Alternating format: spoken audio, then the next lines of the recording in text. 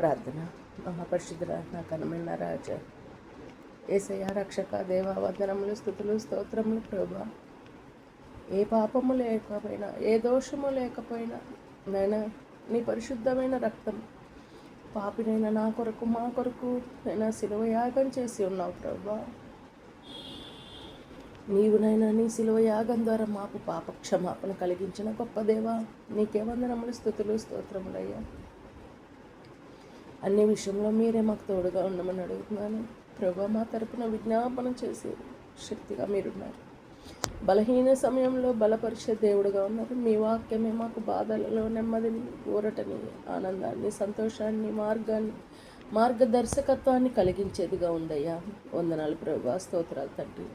నీ కృప కలిగిన హస్తంతో మమ్మల్ని నింపి బలపరచమని, ఈరోజు చేస్తున్న ప్రతి ఒక్క పనిని సక్సెస్ఫుల్ చేయమని, ఈరోజు మొదలు పెడుతున్న నాయన +1 కార్యక్రమాన్ని నాయన మీరే విజయవంతం చేయమని అడుగుతున్నాను తండ్రి.